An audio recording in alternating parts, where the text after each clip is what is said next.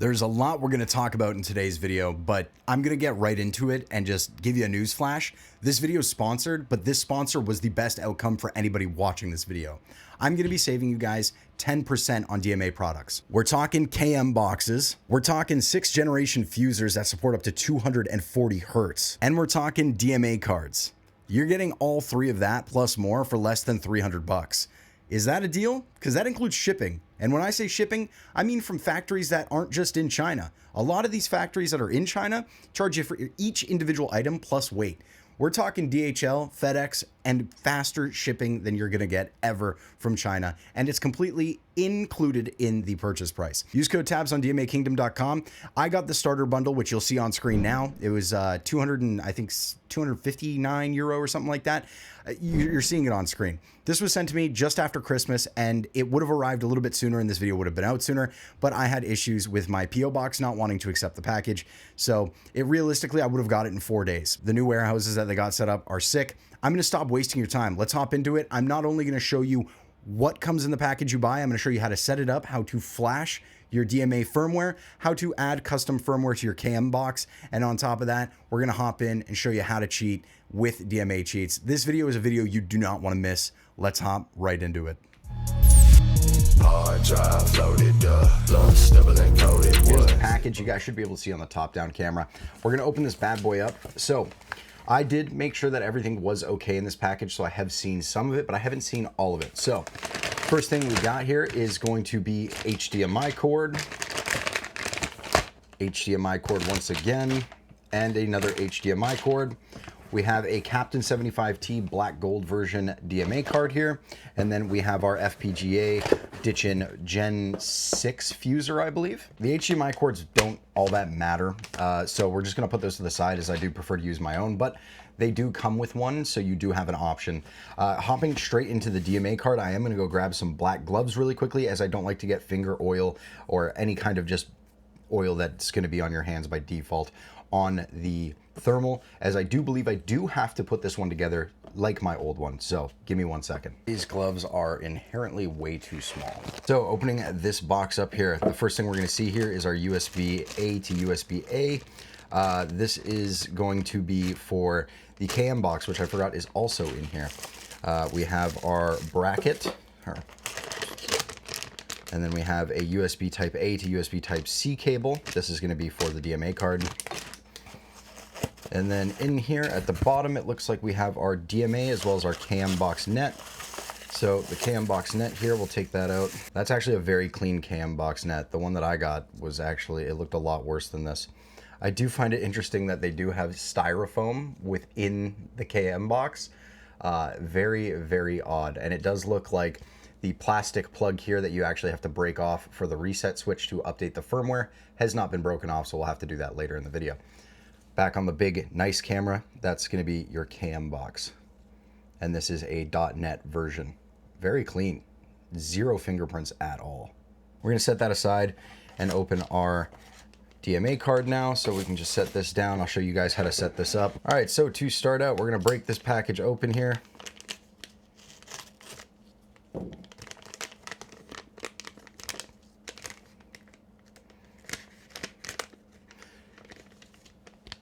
And it looks like our heatsink is actually already applied, which is nice. And I'll show you guys this here.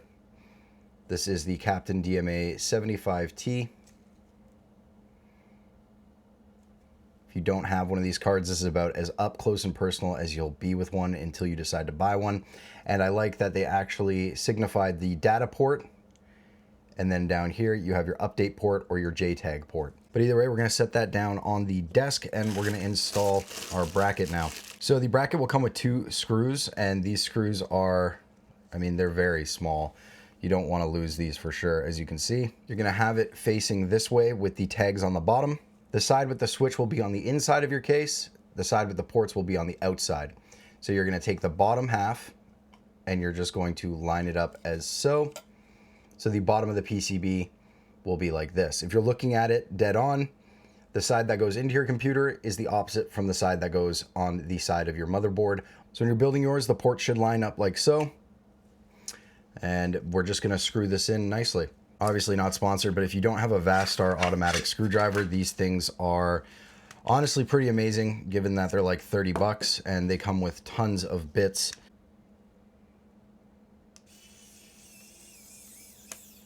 That's one. We'll go ahead and grab the second. There we go. And this is going to give it a finite amount of torque, so you're not going to be over torquing anything. As you can see, we're good to go. And then this is basically ready to be installed into the computer. This is your full built chip. That's what it'll look like. Very simple, very basic. And we got no oily fingerprints on it by using gloves. Okay, now that we've gotten that out of the way, we're simply gonna go and look at the fuser. So this is the package that it's gonna come in. I do believe it's the 6th generation. I'm not too sure what the difference between that one and the one that I have is. But if we open the box here on the table, you'll see that this one's blue. My previous fuser was black. So we have our D1, D2, H2, H1, our power, our K1, 2, 3, and 4. I have a full video explaining fusers, but again, we're gonna go over it quickly here just so that you guys get a little bit of a better understanding. So on the front here, you're gonna be able to see K1 is gonna be your resolution change. Your K2 is gonna be your black level alpha.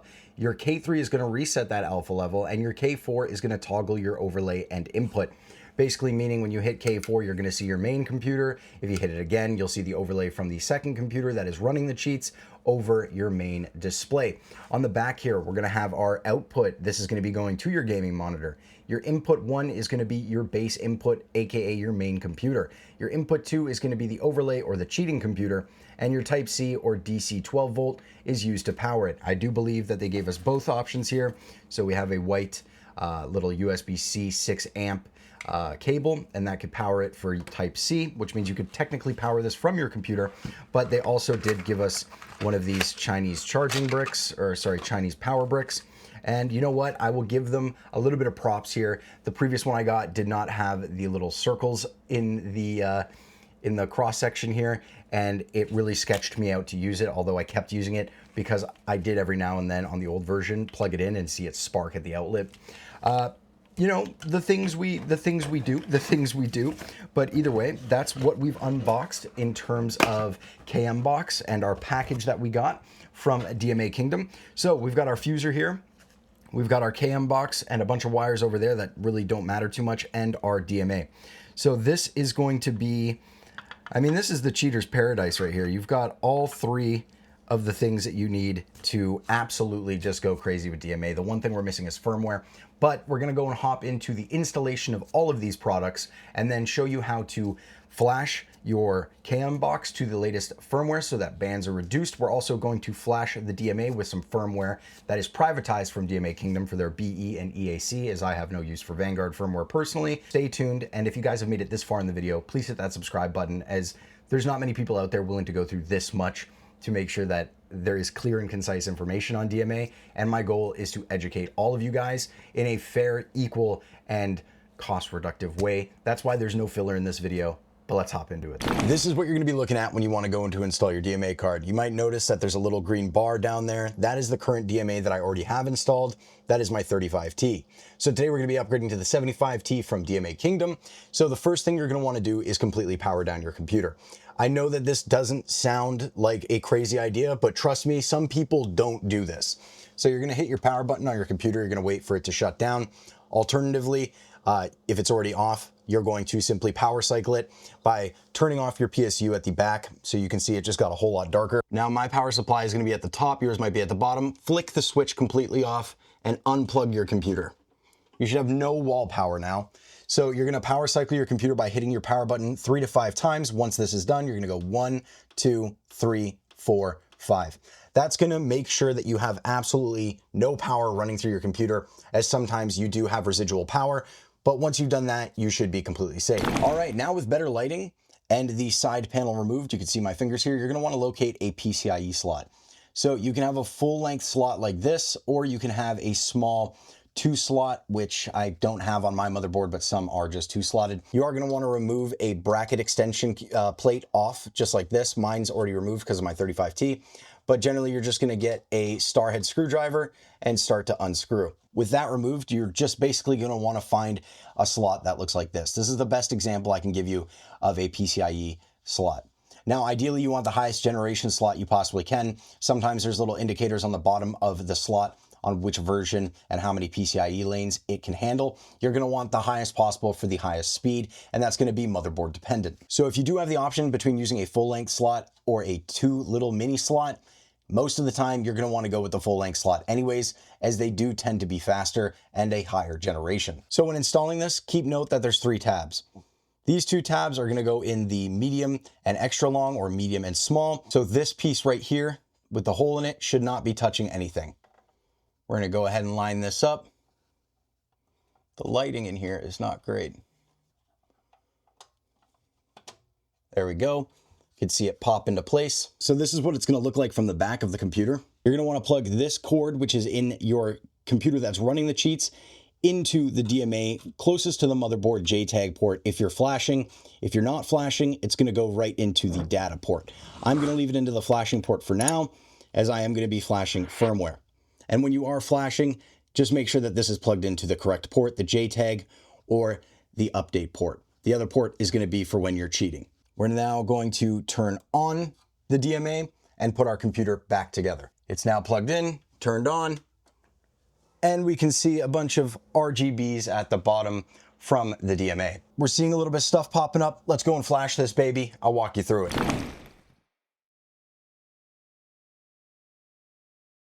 All right, so now we are on our cheating PC, not our gaming PC where the DMA card is installed, but the cheating PC. We have taken the JTAG port USB, we've plugged it into the cheating PC, the PC that's running the cheats, and now we have our files from DMA Kingdom. So generally, this service is going to be done through AnyDesk, where they're going to come and help install it for you. But if for some reason you decide you want to do it yourself, which can be very complicated, and I'm going to warn you, I do have experience in this, so I know what I'm doing to an extent, but you could really mess up if you do not listen and do this wrong. I'm going to give you a walkthrough of it right now, but I would suggest using the free service that comes with your purchase of a guided install and firmware update. So my firmware is right here. It's PCI Leech Enigma X1 top bin. And then, of course, our Stark_1 is going to be the file with the flasher. So we're going to double click on that really quickly, and we're going to drag these two onto our downloads page, and that's going to move over for us. We're then going to click on this folder, that folder, and setup. We're going to hit yes, and here we go for our device driver install/uninstall. Now I'm going to quickly hit install.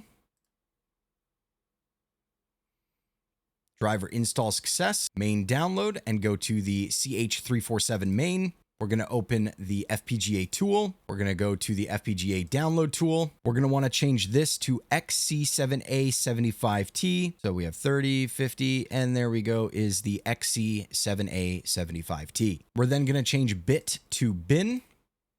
And as you'll see, you'll have a loading bar now. We're then going to click our firmware and hit open. And then to begin the install, you're going to click the button next to the loading bar.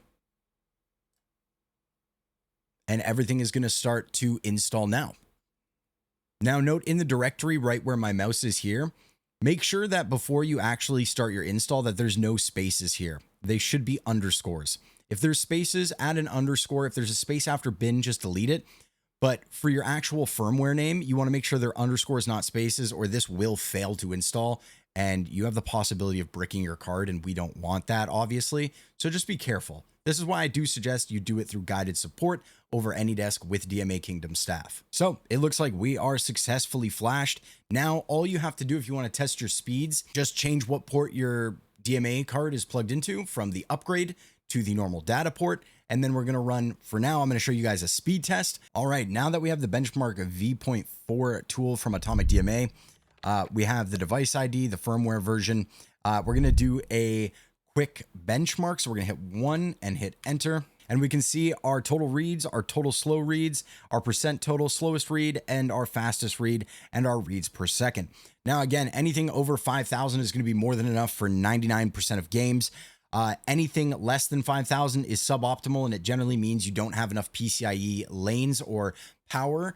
And that is also going to be CPU and motherboard specific. We're going to do one more stress test just because I want to see what we're doing here in terms of overall testing for a minute, see if we have any dropouts. Normally 2 minutes would be ideal, or 3 minutes, but you're going to see if your card is defective, if it can't get through a 1 minute stress test, it's going to be a dead giveaway. Generally, if you do want to make sure that your card is good, do a 30-minute stress test, go AFK from your computer, but overall, a 1 minute stress test should be more than enough. All right, so you can see once again, we had total reads, total slow reads, 0.05% slowest read, as well as the fastest read and the average read time. Still over 5K, no problems. I'm going to do a 5-minute stress test now just to test it. Well, we're back with the 5-minute test, and we got the same 0.05s. That's good. 0.05. We don't even have a 1% slow read failure rate. This card passes with flying colors. It's faster than my 35T, which was my previous card, as you can see. And that means that this will be the card that we use on the channel from now on. And maybe we give this away if this video gets, let's go for 1,000 likes. This video gets 1,000 likes. I'll give away this in my Discord. It's a 35T. I've used it for all the DMA content on my channel. It's never given me any issues. And you know what? Honestly, maybe we give away this card and a 75T. It depends on how many likes this video gets and how much you guys like the DMA content. We'll decide based on the like count and the comment count. We'll figure it out. If you guys are interested in winning a DMA card for yourself, let me know in the comments down below. All right, now that your DMA is covered, we have one final step. Obviously, the fuser is quite simple and basic to understand. I don't really have to go into detail. It tells you what to plug into where. I'm just going to remind you that input 2 is your cheating computer. Input 1 is your main computer. HDMI out is your monitor.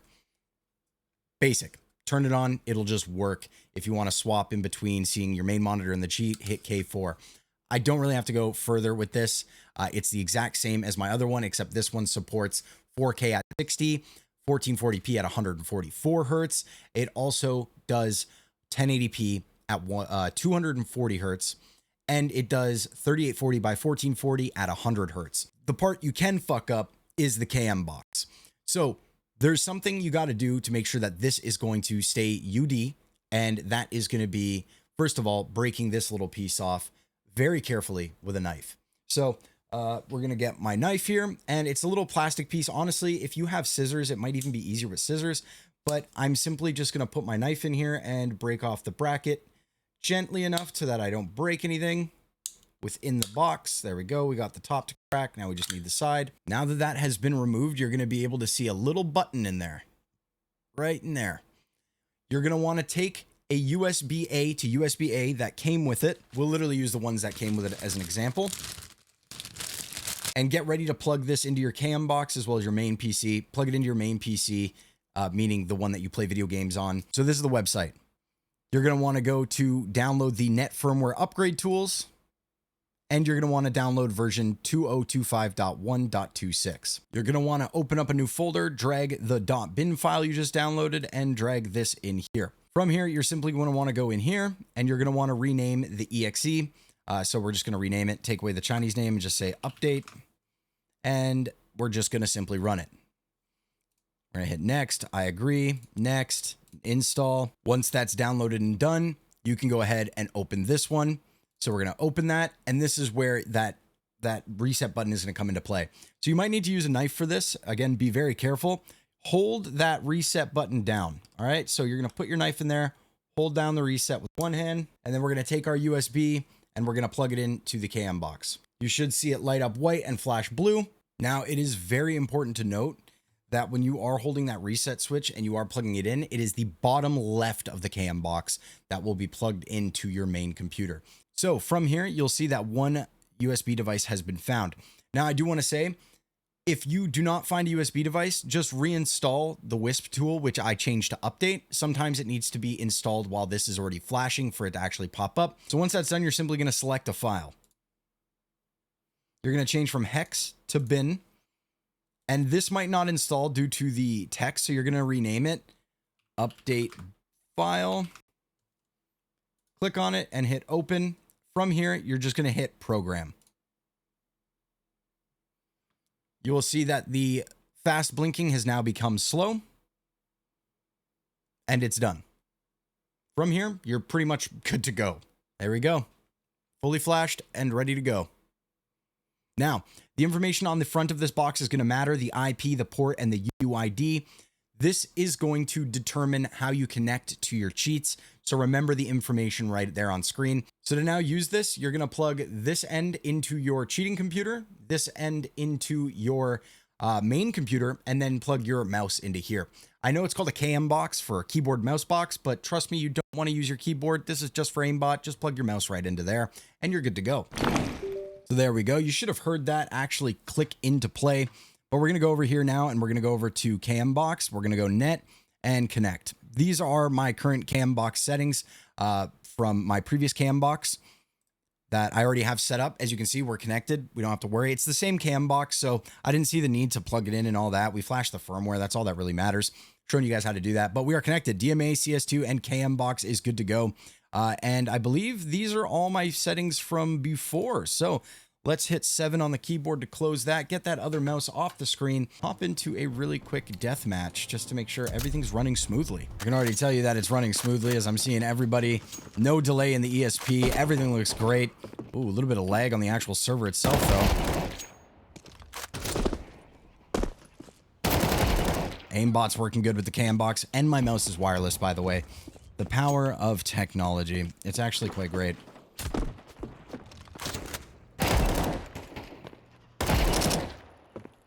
Aimbot's doing wonderfully. Let's try TriggerBot out. Oh, I think TriggerBot's on alt. I don't know what key it's on. Hold on. It's on alt. Yep. Oh, pop. Later. And flick.